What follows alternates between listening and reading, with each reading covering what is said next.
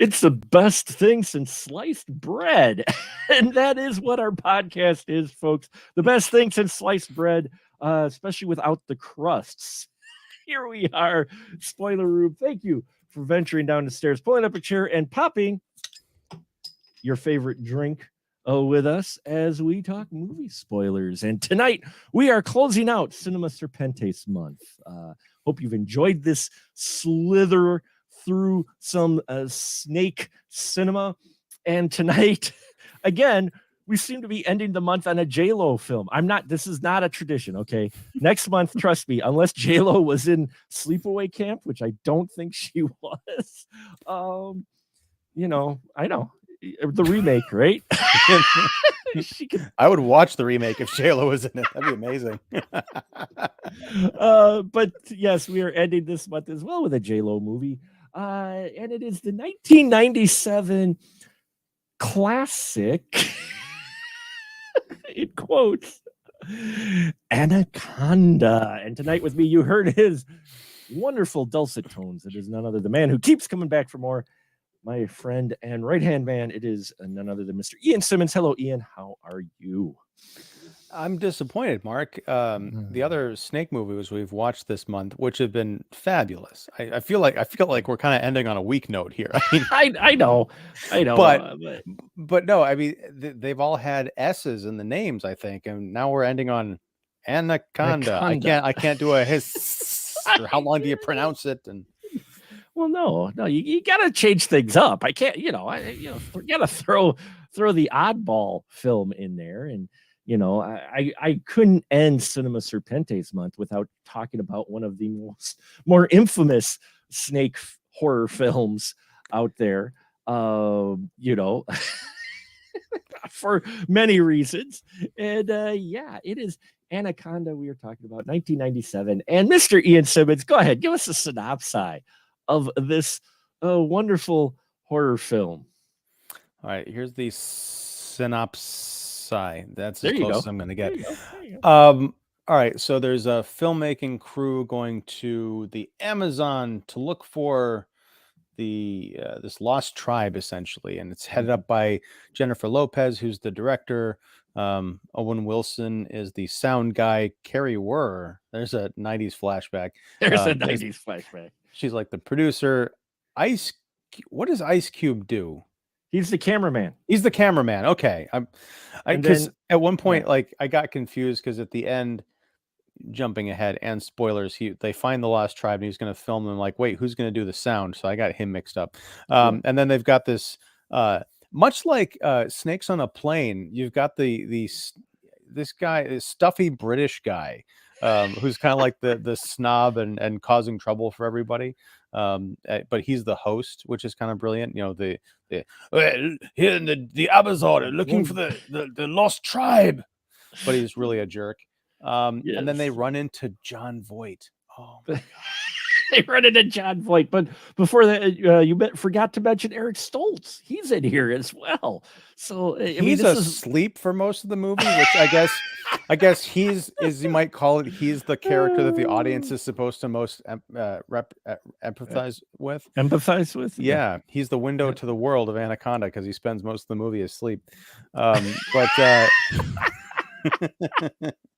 No, but he's like the explorer captain guy of this boat who's in a partnership with J-Lo and all this stuff. And they run into Jon Voight, who is he's a snake bounty hunter, but he's got some ulterior motives. And there's Mateo is the guy who's driving the boat, and he's kind of shifty. And what's going on with him? But of course, there's along with the legend of this lost tribe is the giant Anaconda snake. Anaconda. Well, you do have snakes. Wow. Sure. Yeah. But it's like supposed to be this huge thing that's legendary and savage and all this business. And sure enough, they run into the Anaconda. Jon Voight is not as he seems, or maybe he is as he seems because he's slimy from the out. But it's pretty much Alien in the Amazon with a giant snake. Yeah, that kind of sums it up. Kind of a cross between Alien and Jaws with the giant snake, because we don't get to see the snake for a good chunk of the film, the beginning of the film. You know, we get glimpses of the snake, but we don't get like full snake vision. We get snake action about 16 minutes in, and then 40 minutes in after that. So I mean, they space out the snake action, but it is one of those movies that kind of requires a second viewing, I think, because it opens with the kind of the same problem that I think we've talked about this before, but Tom Savini, one of his big problems with the original Halloween film is that the POV shots that open it with 5-year-old Michael Myers stalking his sister, the POV camera is adult height as it's moving through the house. Yeah.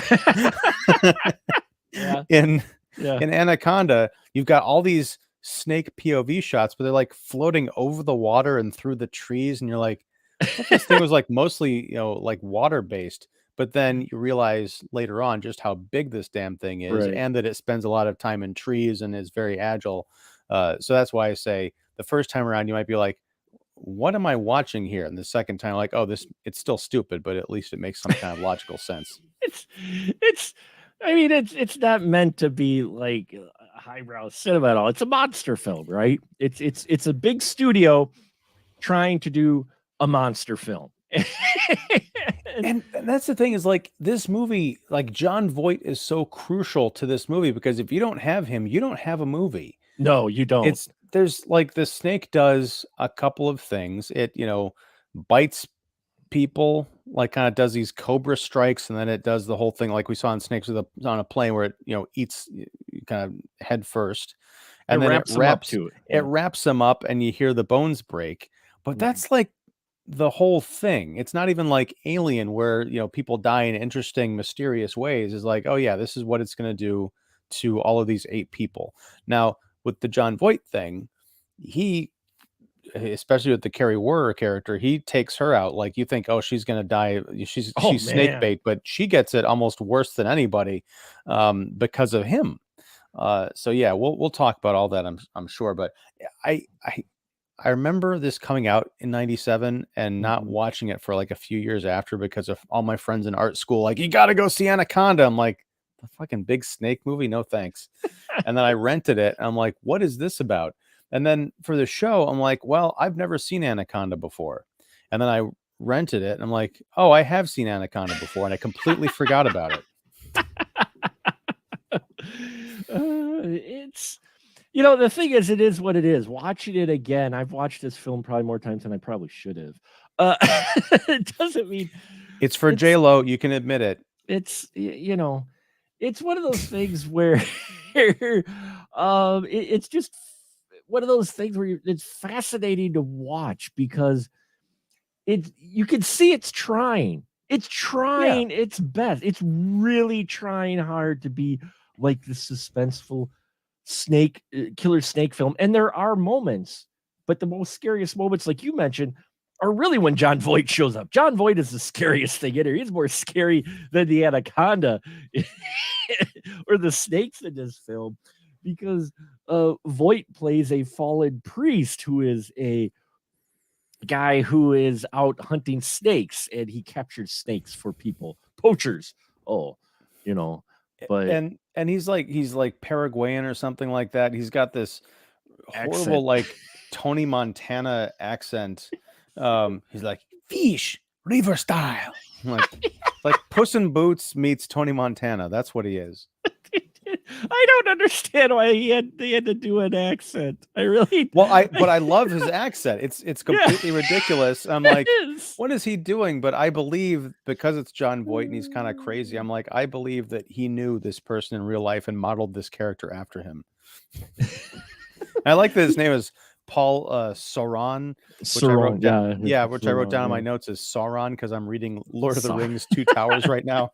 I'm like, I want him to show up at like his evil snake eye is like watching everybody. Well, what I love is the film opened with this title card about anacondas. Oh, like they're justifying why you have a large anaconda in this film, and I'm like, the title card, you don't need it. people in the Amazon and they run across a big anaconda. They put this text in the beginning, like making it educational. Well, anacondas can get up to 30 feet in the Amazon and it or big. I'm like, why? We don't care. It really serves no purpose outside of trying to educate the audience, but it doesn't add anything because in the end, it's just a monster film. It's not like, they didn't put a title card in front of Frankenstein going, you can't really bring someone back from the dead, but people have tried to piece pieces of someone together. Well, yeah, but I mean the other thing is like the second paragraph of that opening title card is like, oh, and they'll sometimes eat their prey and then regurgitate it. I'm like, I wonder if that's going to come in to play later in the movie. Foreshadowing. Bap. Oh, so bad. Info Bob is with us. He says, should it be on a double bill with Geely? I wouldn't do that to Anaconda. Sorry, folks. I would not do that to Anaconda. Now, I've never seen Geely. I got to strike that off my bucket list at some point. And Info Bob also mentioned that Voight, he thinks, is supposed to be like a mad scientist from the Peter Benchley tale, White Shark, which became the cheesy miniseries Creature. He might be some kind of bastardized version of our shark hunter in Jaws or whatnot, but he's the most fascinating character out of all of these because J-Lo is her character. There's really not anything to her character, unfortunately, the way they write her. She's just film director, okay? And even Ice Cube, who's in here, and that was one of the big draws to this, was not only did you have J-Lo in this, but you had Ice Cube in this film as well. So you had two big stars, in the music world for sure, had a big pop following in this movie. You get Owen Wilson in here as the horny audio guy. Wow. Owen Wilson wasn't really Owen Wilson at this point. I mean, I think Bottle Rocket was just like a couple years before this. Yeah. So like this is that weird period where he was like showing up in horror movies like this and the Haunting remake from a couple years later. Yeah. But no, it is cool because like watching this movie today, it does feel. I watched Adventures in Babysitting earlier this week, and that's nice. Another movie. Yeah, it's another one of those films that you could watch it in 1987 in that case, or in Anaconda's case, 1997, and see that it matches a lot of the sensibilities of what audiences claim they're looking for today. Yeah, except without beating you over the head with it. I mean, yeah, there's not much to J-Lo's character, but what's important is, especially in 97, she is a Latina, female lead of this monster movie. And of course, we've seen, like, we're talking about Alien and Sigourney Weaver and all that stuff. But the idea of, she's a documentary filmmaker.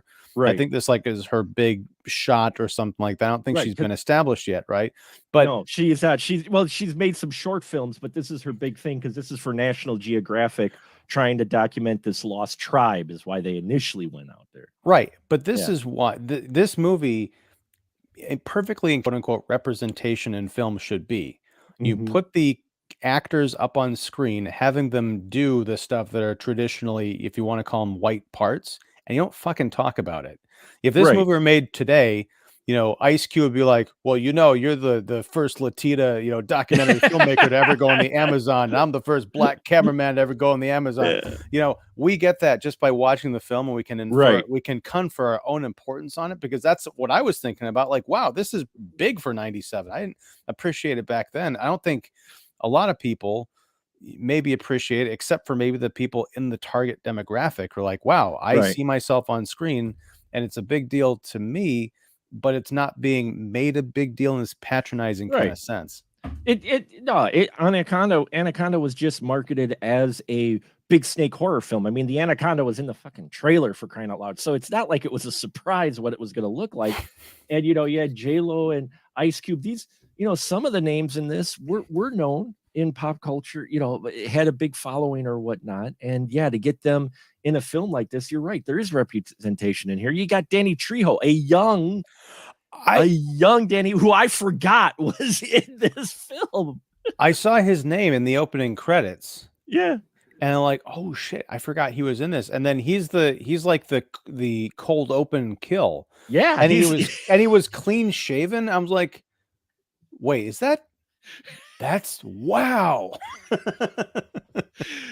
Yeah, it's like he doesn't have, I think his mustache he doesn't have his mustache. Right. And just by taking off the signature mustache, it was hard. And it being a younger Danny Trejo, it was hard to tell. And he had a shirt on, so you didn't see the tattoos either. And it was dark when the snake was going after him, and it was just like, because otherwise I'm like, where's Danny Trejo? And then I watched that opening teaser, like, oh, there he is, and there he goes. Well, the other thing that's interesting is he's almost the Janet Leigh of this movie, the Psycho, because you expect something of Danny Trejo, Right. when you see that he's in a picture, but this is the only time, and I haven't seen everything he's been in, but I've seen the iconic stuff, where he's played a character who's scared. Usually he's like the enforcer or the badass or the mercenary or whatever, but in this one, he's just a guy on the Amazon on a boat by himself, and the snake comes after him, and he's so freaked out and scared, and like, the floorboards are jumping up at him, and he climbs up to the top of the whatever the hell you call it, I don't know, the tower, mast. the mast, Yeah. and he blows his brains out because he's so scared. I'm like, if the rest of the movie had maintained that surprise factor, I think it would have been a classic, because it's a hell of an opening. Oh, it's a hell of a dark opening, and it'd be great if it kept that dark tone, but it slides into, and I think I could use the word camp here. Maybe. I mean, come on, you've got Inside Snake Cam, for crying out loud. Or is it because it's still taking itself too seriously that you can't call it? Yeah, it's not. It's there. Yes, I will give you the inside mouth snake cam thing. It's a bit campy, but it's not a camp film, because it's just, it does take itself seriously, and you can watch it as a straightforward, monster movie. It's just not very scary or inventive. It's kind of bland, but that doesn't necessarily make it campy. Voight is the most spicy ingredient in this entire film. Otherwise, all the characters are pretty bland, cookie cutter. You've seen this gathering of different personalities on a boat, on a project, especially a film project, on the river, desert, camp, whatever, on a project to film a certain thing, and they're all different clashing personalities. I mean, it is very tropish there, but then you get this Jon Voight character who just is this guy who, you look at him, the minute you meet him, you're like, leave him on the boat, because our film crew and Mateo boat, he's taking them on the Amazon. They're going to go find this National Geographic, and then they come across Jon Voight on his broken boat, and I would have been like, you know what? We'll radio someone to come get you. Because the minute you see his character, you go, oh, that's a shady fucker right there. Well, I will disagree there, because the cool thing about his performance is he's kind of questionable. He's an eccentric. You get the sense that he's someone who's been out in the jungle way too long, but I didn't really get a sinister vibe from him until much later on. He's odd. You don't necessarily just leave odd people stranded in the jungle, right? And that's the thing, is I'd forgotten, again, most of this movie, so I couldn't remember if he was like a bad guy, or if he was just like trying to survive, and he did some things that he probably shouldn't have. No, he turns out to be a really nasty fucker. And when he makes that turn, what I love is that he's got that sneer, like a perpetual sneer, like. He's got that sneer when he's sleeping. There's a bit where it's panning across the boat, and I swear to God, he's sleeping in a cot. He's got that sneer on his face.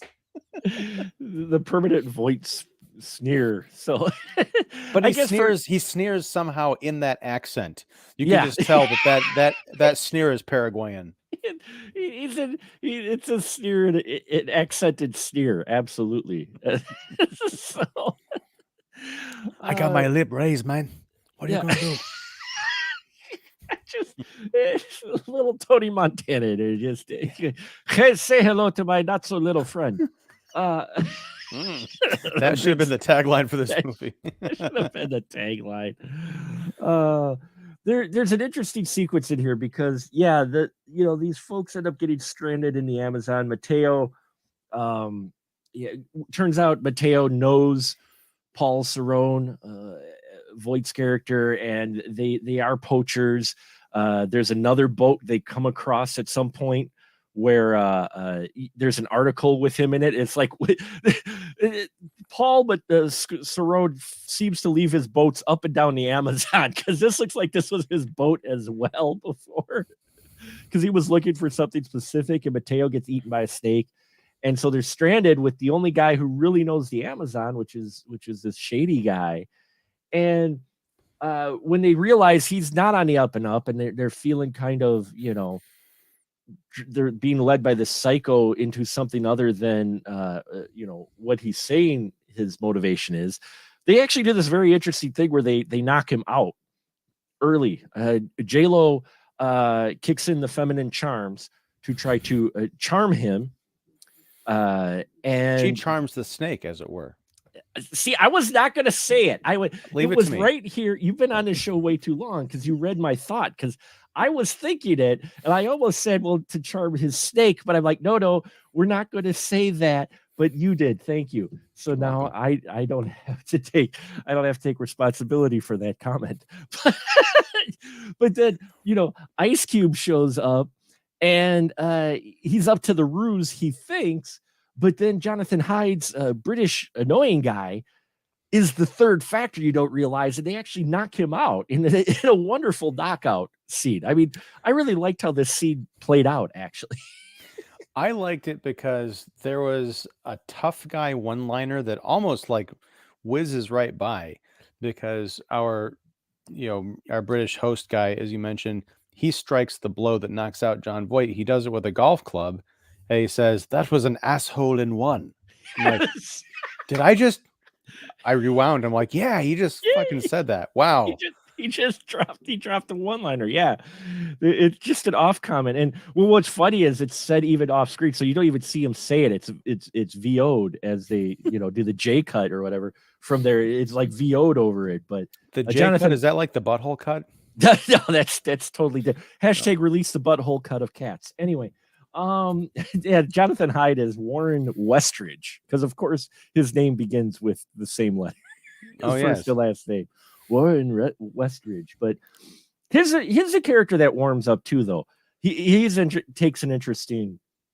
He's not up front, of course. He's a supporting character, but I like where he starts out as the annoying kind of elite whatever actor or whatever, and by the end of it, he's sweating in the Amazon and just doing the work like everybody else. Though they don't have like him still going, I'm just going to play golf, this is all beneath me. No, they're trapped in the Amazon, they lose their pilot, he knows how to pilot a boat, he's piloting the boat. There is a great scene, and it's only like a minute long, where he and Ice Cube are up in the cab of the boat, and Westridge is like, Ice Cube's like, how you doing with this boat? And he's like, oh, it's not that bad. Let me show you. And he shows him how to like steer it. And they have like this little moment together. Whereas at the beginning of the movie, they couldn't fucking stand each other. This is really nice.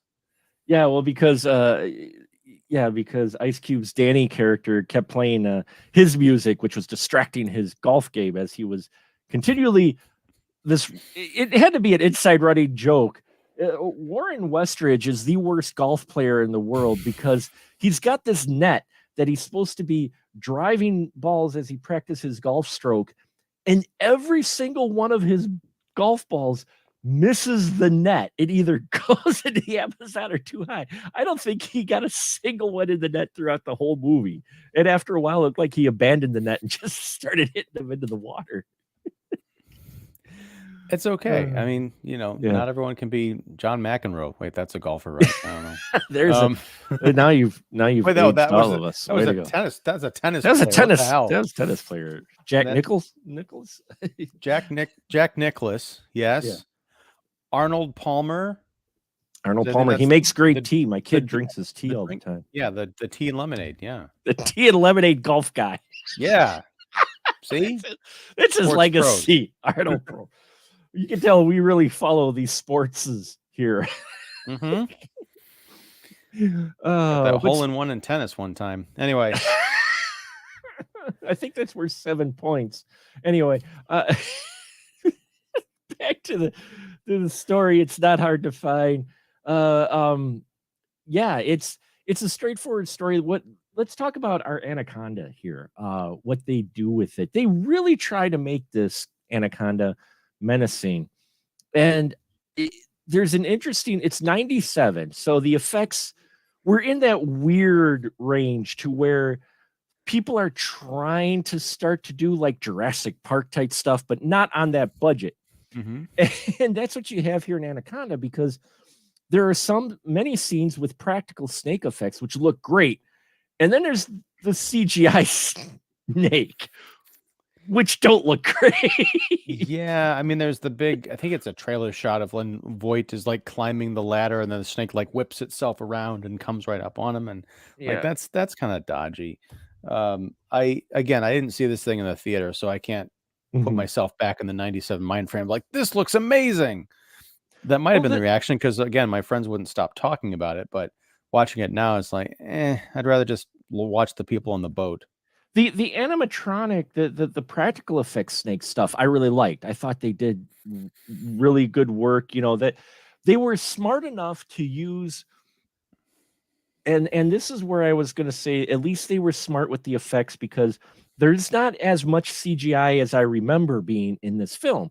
And it's because I think I remembered the bad CGI shots so much they stuck out that's what I remember. There is actually a lot of practical effects in here, and they use them usually when they want to do a close-up of the snake. And that versus, today you'd have CGI all the way through, but here for a lower budget film, because most of the budget of this film, you could tell, probably went to the cast on this, but they were smart enough to where, okay, we're going to have shots where it's interacting close up or mid shots with the talent. We're going to use puppets, or we're going to use animatronics.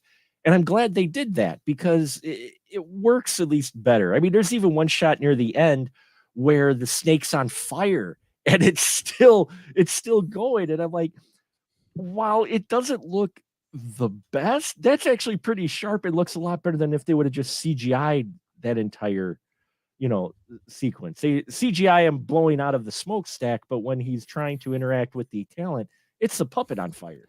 Yeah, I mean, it is good. I mean, especially the scenes where you got the close up of the snake with the mouth open and everything, and you got, like, I guess it's like the venom hole or whatever the hell that thing is. I mean, it looks really good. It's sufficiently wet. It doesn't look like it's made out of rubber. There are some kind of rubbery shots here, but you can forgive the movie that, because they didn't use real snakes, thank God. Yeah, this isn't like where they used real snakes. There aren't real snakes used here, except maybe when they first blow the barricade that they run across, the river barricade, which is a wonderful scene that was unexpected. And yes, it's a spoiler room, folks. Prepare yourself. But anyway, they're traveling along, and they've met up with Paul's character, who's sending them on the Amazon. He says, "Oh, I know where this tribe is." I don't know. I can't do the accent. I don't even it was a little Schwarzenegger there. It was. Like I know where I know where the tribe is. Oh, could you imagine if he did that accent? This would have been Oscar-winning material. Get to the tribe. Get to the tribe. But no, there's not a cobra. It's not a cobra. It's an anaconda. 30 feet long. It's just a baby. He's not even bite you. Only get him already swallowing your finger. We've got to do the Anaconda Schwarzenegger Voight dub. That has to be a thing. Just dub all of Voight's lines with only his Schwarzenegger. Just his. Everybody else is the same. Just him. The Anaconda, the Arnie cut. Arnieconda. Arnieconda. Here we go. Copyright spoiler room. The Arnieconda. or have the snake do all nothing but Arnold voices every time it opens. I go bite you now. Suddenly the film just so much better.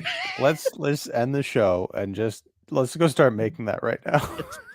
Make the Anaconda.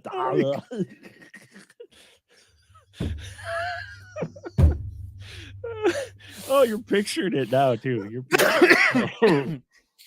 But back to this river barricade where they blow it up and all these snakes fall and they like throw like the entire snake cast of Snakes on a Plane is on this one scene. It's like where were these snakes? Because they didn't like set it up to where you could kind of see the snakes on the barricade at all or anything.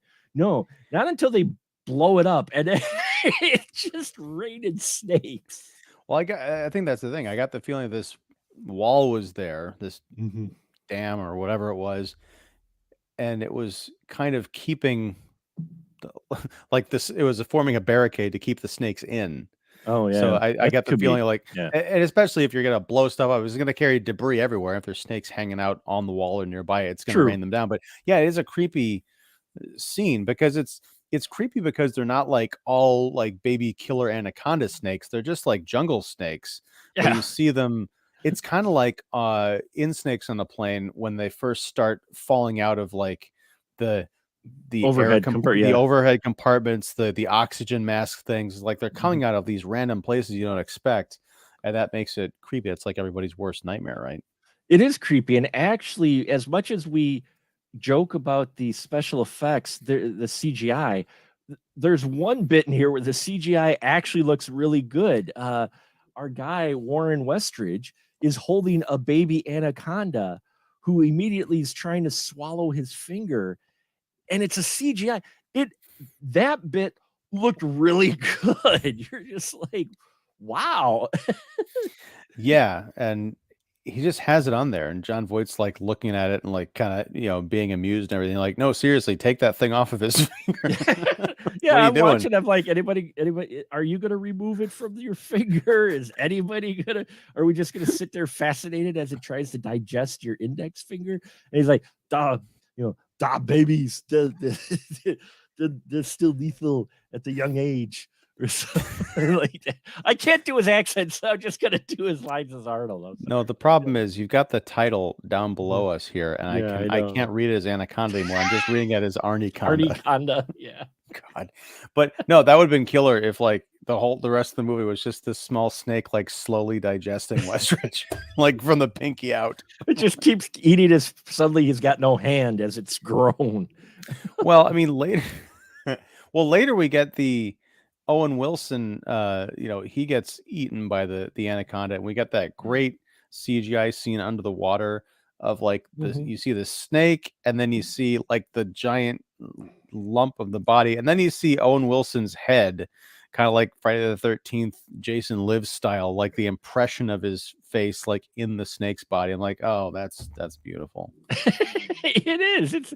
There's some beautiful effects shots in here. Like I said, I only remember when I first, because I've watched it a few times, I remember the bad CGI shots, but watching it, I'm like, there's actually a lot of decent effect shots in here. A lot of them involving practical or the way they light it or whatnot.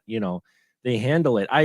Although to this day, I'm still flabbergasted by the internal shot. Now, as you get to the climax of the film, people have been dropping off and becoming victims of an anaconda, and you think they've eliminated the threat with one anaconda attack, who's attacking Danny, Ice Cube's character. They shoot it, and you think that's dead, but then there's another bigger anaconda that's out in the lake that just suddenly shows up here. And we've got Jon Voight's character who's a bad guy. He captures Danny and Terry, Jennifer and Ice Cube. They're the last two because they got the top billing on the poster. So what? Am I wrong? No, it's just so true. I mean, like if you wonder who's going to be the final girl and guy, that's them. It's the top billing. So he's got them wrapped up to be anaconda bait. And then Anaconda shows up and he dispatches the bad guy, but we don't just get the Anaconda eating the bad guy from the outside. We cut to this like out of nowhere shot from this POV shot from like the inside of the Anaconda as it eats Jon Voight's character. And I'm just like, what? I'm like, why do we do this now? Why, it's like, well, there was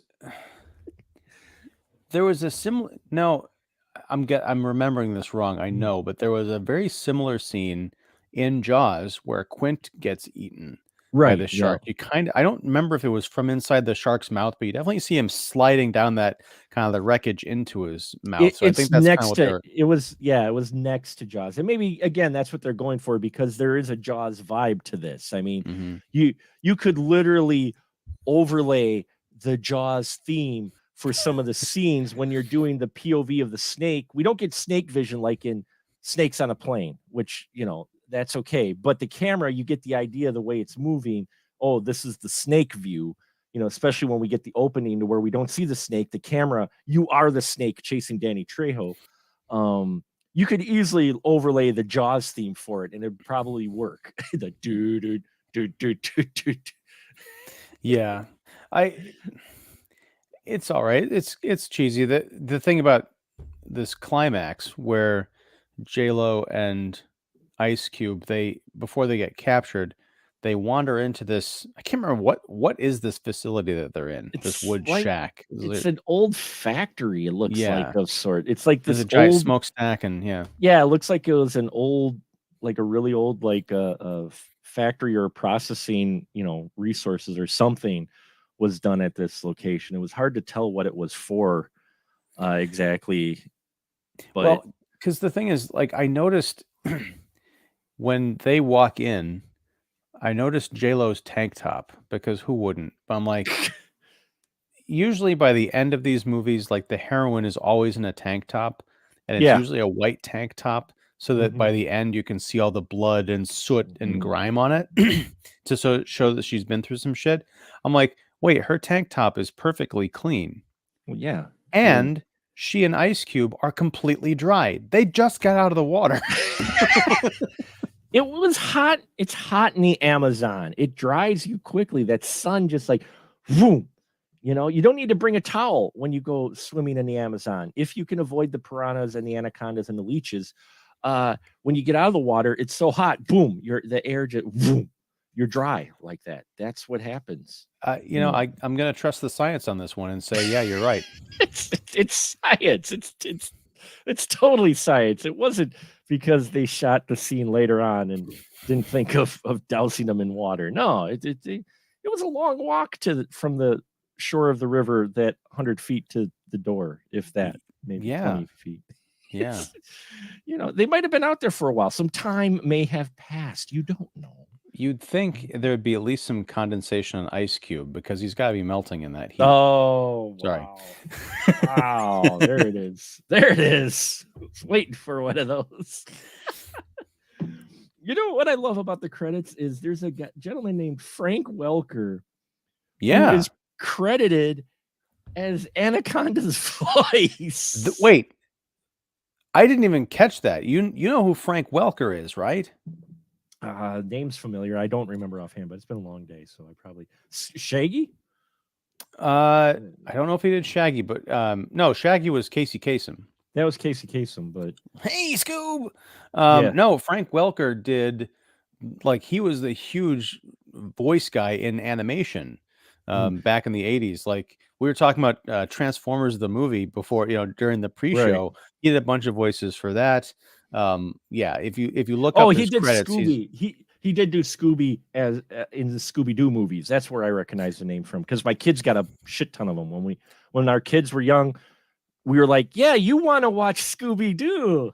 Yeah, no, it's not for us. We'll watch Scooby Doo together. Yeah, That's how no, you you're do it. interested in it. That's exactly how you do that.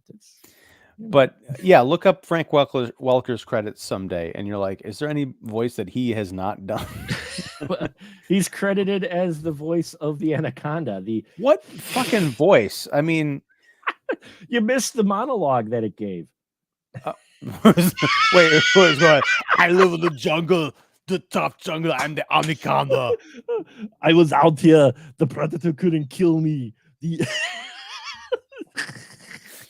The army couldn't kill me. You can't kill me. I'm going to get you, Paul Cerrone. there is a world where fucking Dutch gets on that helicopter. The helicopter is downed by another predator ship. They take him aboard, do genetic experiments on him, turn him into a snake, and then drop him back off in 1997. That's right. And he becomes the Anaconda. Anaconda. Oh shit! There's your pre-title card there. There's your pre-title. Wow. Oh, Arnie, that's just gonna stay with me for a while. I've ruined the movie too because I've just seen nothing but Anaconda. Oh, you've made it 100 times better. What are you talking about? That's true. Infobob mentions a slightly better film beginning with about a predatory amphibian is alligator, and then he mentioned Owen Wilson getting eaten. I need to see this film again because who doesn't want to watch Owen Wilson get eaten by a giant anaconda? Wow. And he also mentioned J-Lo doesn't believe in continuity. Neither did the director, apparently. I don't know. See, now that would have been great. As Owen Wilson was getting eaten, that's where you cut to the inside of the anaconda, and he's looking around going, wow. as he's getting eaten. Yeah. I think Welker did do Gizmo in Gremlins. You're absolutely right. Or one of the Howie voices, Mandel. or that was one of the voices. I think Welker Gremlins did Stripe. Stripe, that's what it was. Yeah.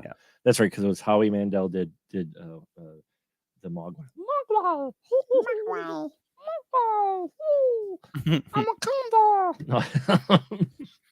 No, but yeah, this isn't a deep film. It's just interesting to see, for J-Lo, the films she's chosen in her career. One can at least say that she never sticks to one genre, though she has been in a lot of rom-coms because she was in this, she was in The Cell, which are interesting, differences. You go from crazy, giant monster film to a really wild film, which we covered earlier this year, last month, Well, there's two. Charting her trajectory, she started out in Selena in '95, right, yep. I think. Mm-hmm. That's the movie that really put her on the map. Right. And then in '98, she was in one of my favorite movies, Steven Soderbergh's Out of Sight with George Clooney. Oh, that's right. Yeah. And that's what's really cool about what's cool about J-Lo and what's kind of frustrating about her career is she started off in all these really interesting different kinds of movies, but then she got popular. And I think the cross between that and the music and like, oh, she should be in like, wide appeal romantic comedies. Mm-hmm. And then she was doing that for like a decade. And then earlier this year, she came back with Owen Wilson in, oh my God, I didn't put that together, but they're in that bad rom-com Marry Me from like February. Oh yeah. The one where she plays a pop star and she ends up just, he ends up holding a sign and right. It would have been, that movie would have been so much better if, and nothing against J-Lo, but it needed to be played by someone half her age. Just because the character acts like someone who is 22 years old and not a younger pop star. Yeah. Right. And we're supposed to believe that she is J-Lo essentially, but the character is written as, a right. TikToker. Well, see, and it's interesting because she'll do a movie like that. She'll do a movie like Anaconda, but then you see her in The Cell. You see her in Steve Soderbergh's character. You see her in a movie like Hustlers, which I loved her. I still haven't seen that. I heard really good things about her. Specifically. I loved her performance in Hustlers. She was really good in that. And it's just interesting to see the films that she takes. Like you said, her trajectory of her acting career has been really interesting, to where, you get the literally cookie cutter rom-coms to where just insert, take this formula. Okay, we're going to change the setting and the names. And, okay, let's borrow from this Hallmark script. Boom, there you go. There's a new, where she was doing. Now, granted, money, it makes money. So there you go. Sure. I mean, they're going to, the paycheck, heck, but with Anaconda, it is interesting. You're right. While her character may not be the best written, pretty generic, it's still interesting to have her cast in this role where, like you said, you easily could have gone to a different actress or anybody, it could, but they have her. They put some names. You could tell they were trying to build this up as a movie because of the talent that they have in here, the names that they have in here. They were really trying to make this a big thing, and it didn't quite do well, I don't think, when it came out. Or I did thought it it do was well? I thought it was pretty big. I don't know. I could be misremembering it, but I thought it grabbed more of a cult following and rental. is that true? I don't know. I unfortunately did not look that up. I do apologize, folks.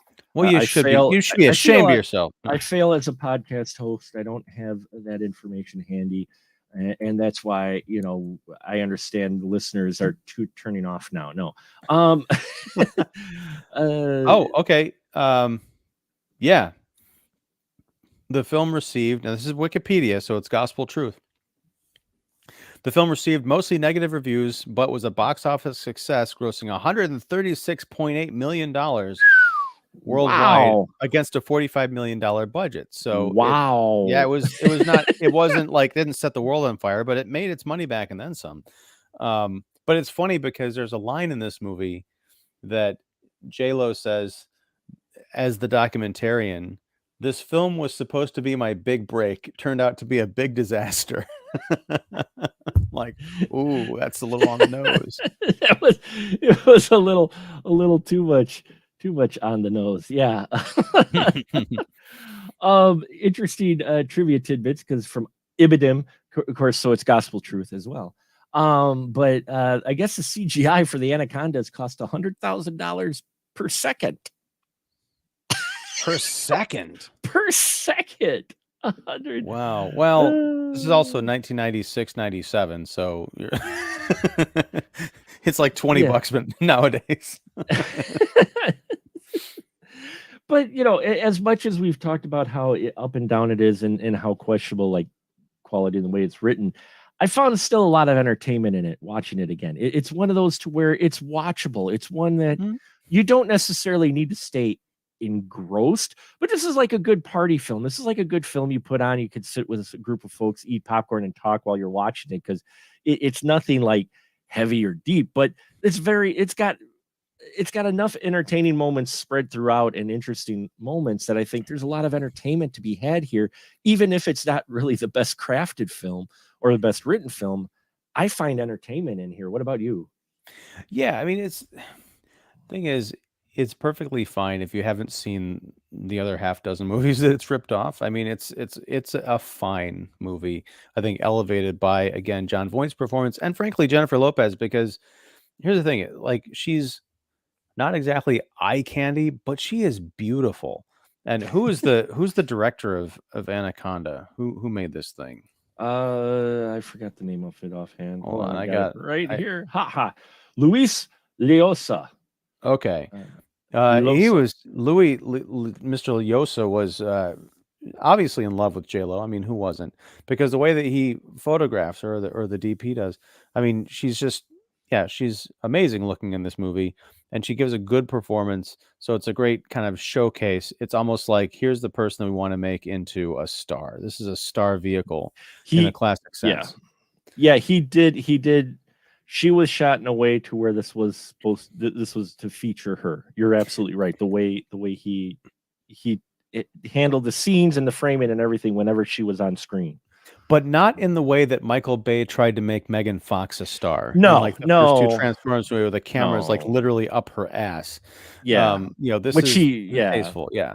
Yeah, which she did in 3 movies. And when Megan Fox was in his film, he took the next actress, and one of the early shots is a shot up the stairs with her butt. He's just trying to stay consistent with the narrative that he'd established in the previous films.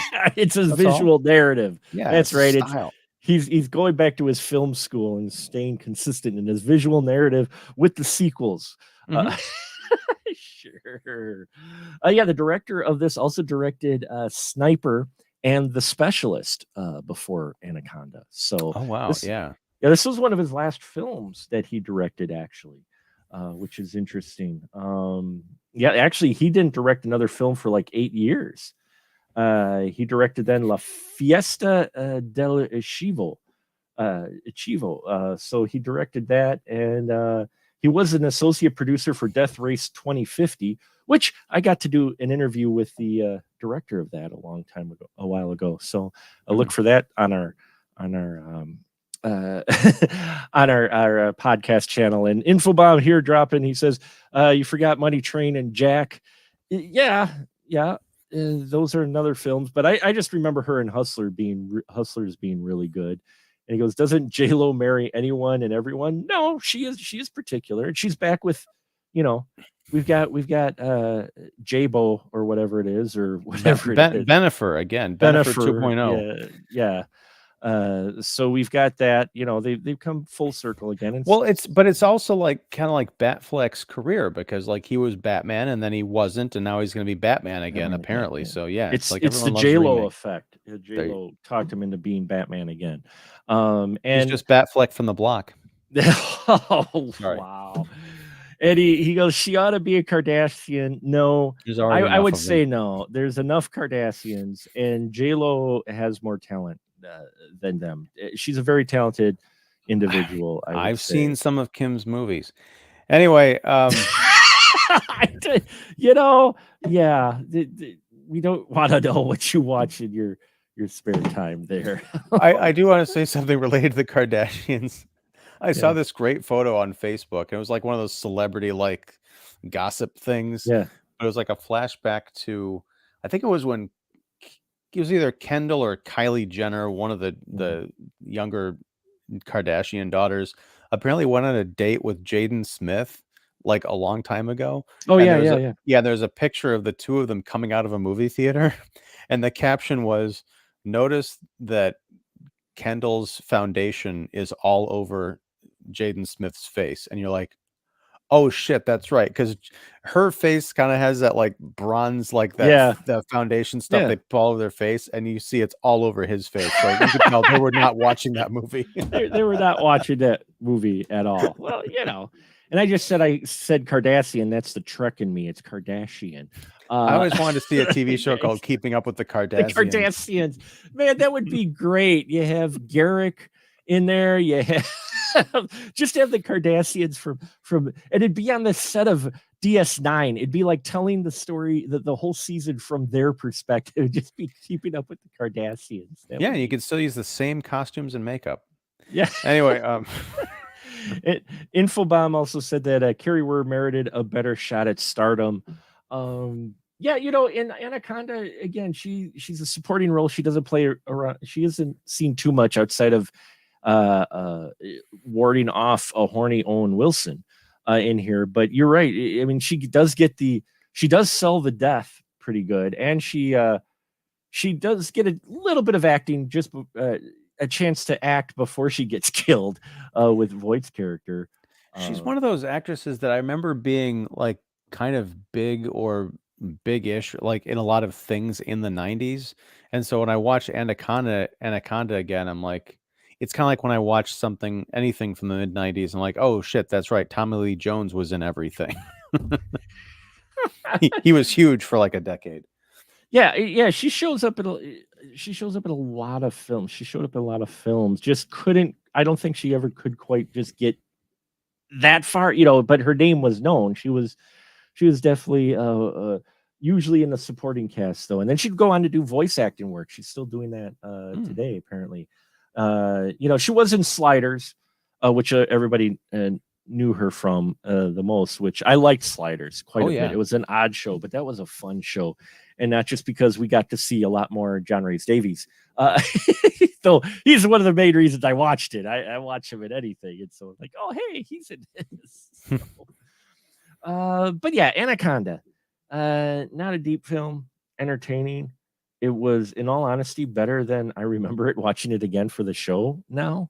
And it's a monster film. It's your 90s monster film. They created a number of sequels, most of them direct to video after this. Oh yeah, there was it Anaconda? Let me pull it up quick. I think it's Anaconda 2, and then there's Anaconda's Blood Orchid. I'm not kidding. I am not. Yeah, they made a number of Anaconda films after this one. Anaconda films. There is 4 of them altogether. So in 97 they made Anaconda, and then in 2004 they made Anacondas with a plural, and that was, I believe, Hunt for the Blood Orchid. Yeah. And then Anaconda 3, which was Offspring, and then Anacondas, again plural, Trail of Blood. No. Oh, and then that's right, that there was Lake Placid versus Anaconda. I forgot they did do that. It was the like 4th Lake Placid film or whatever. But yeah, they did Lake Placid versus Anaconda. They had the big gator versus Seriously, Mark, reflexively, I almost put my fist through my second laptop when you said that. I was like, what am I doing? Yeah, no, yeah, those exist. My favorite Anaconda anecdote, my anacondote, is a friend of mine in college. She was telling me she had this dumb friend. They were going to go out to the movies, and my friend said, you want to go to the art cinema and watch Anna Karenina, the film based on the Leo Tolstoy novel. And the dumb friend says, I don't like giant snake movies. Nice. Wow. Yeah. Yeah, that's just like the Two Towers. Yeah. The Two Towers person behind us in the movie theater. Did I never tell you that story? I don't. You might have. My memory is pathetic. So tell me again. Pardon me for repeating this story. I've probably done it a number of times on this show. It's still quite amusing. It's one of those moments in theaters that why I enjoy going to the theaters. My wife and I are sitting there. I think it's X-Men 2. We were going to go see. Yeah, because that was when the crazy guy was sitting next to us. But before that, there was a couple sitting behind us, and they show the Lord of the Rings Two Towers trailer. They show trolls.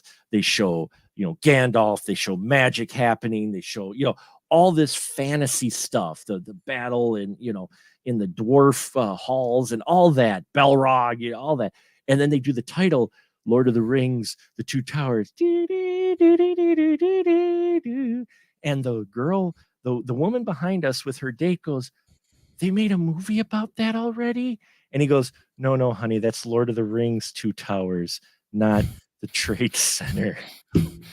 But he didn't miss a beat. I love the man because he didn't miss a beat. He said it in the most kind tone, like not kind of thing, just informing her. And my wife and I are just trying not to laugh so hard, going, oh, wow. Yeah. But she, in all honesty, legitimately was like, they made a movie about that already? And like, he's just done this many times before. The guy's just like, no, dear, that's just Lord of the Rings, The Two Towers. And she's like, oh, not just... That had to have been some amazing sex, because if that had been my date, the next words out of my mouth would have been, the fuck is wrong with you? I'm leaving. Did she think like dragons took down Tower 2? What the fuck? To this day, I've never understood. I've never been able to draw the dots to try to connect outside of it saying Two Towers. I have not been able to draw any dots from that trailer to the Trade Center tragedy. I'm just like, I can just imagine a couple years later when that Oliver Stone, I think it was him, that Nicolas Cage movie World Trade Center came out. If that same girl went on to the theater and saw the trailer and was like, where are the wizards? Where's the troll? I thought this was the sequel to Lord of the Rings. No, dear, this is about the trade towers. Oh, same conversation years later. One final bit with Anaconda's A Trail of Blood, the 4th film, talking about John Rhys Davies. He was in that.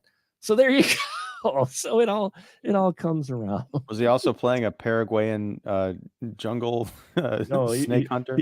He played a character named Murdoch. I remember watching this once and never again. It was, it's Crystal Allen played Amanda Hayes. It's not good. There was a reason why it was direct to video. So, and they're going to put us direct to video here. We're going to end the show. Ian, would you recommend Anaconda for folks to watch at all? I would. I mean, it's not the greatest movie, but it's not terrible. It's something to watch, I think, for the performances, especially if you missed it somehow 25 years ago. It's really Mm-hmm. kind of a trip to watch it and see this perfect 1990s time capsule. Not only the movie, the CGI, the type of movie it is, but also just to see these young actors like, yeah, this is an unknown Owen Wilson pretty much. And yeah, it's a cool movie. Um, that's all I'll say. Yes, I would recommend it. It is. It's a fun movie. It's an entertaining popcorn escape film. Nothing too deep. Like I said, you could watch it with a group at a party or whatnot, and just kind of chuckle at it or whatnot. Have it on, even in the background or whatnot, necessarily. But it is entertaining. And if you were from the '90s or grew up, you'll recognize pretty much all the faces in here. And it is a time capsule to that period of time that was just really an interesting transition for not only comic book films but horror films as well. And everything. The late '90s was really interesting in films, seeing Hollywood try to find its way after the second golden age of '80s films. So yeah, there you have it, folks. Anaconda. Hope you enjoyed that.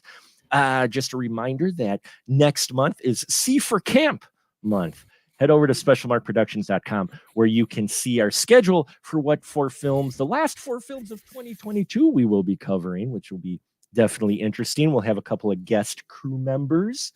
And now this is always the point of the show where I give my guests the license to shill. So Ian, by all means, the floor is yours. Why, thank you. I'm Ian Simmons. I run Kicking the Seat, which you can find at kickseat.com. You can also find Kicking the Seat on YouTube, where we do interviews, reviews, roundtables, all that good stuff.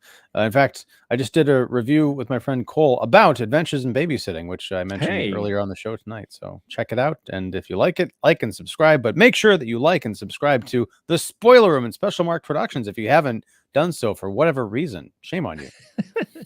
Yeah, we've got some interesting things come up. I just finished last night recording an interview with Donald Farmer, gentleman who's been making exploitation and indie films for many years, 38 years, in fact. Wow. He had some wonderful stories. It was a great conversation. Unfortunately, Spectrum Internet decided to cut out 2 minutes before I was going to end the interview, but he was very understanding. I very much appreciate his patience with that technological issue.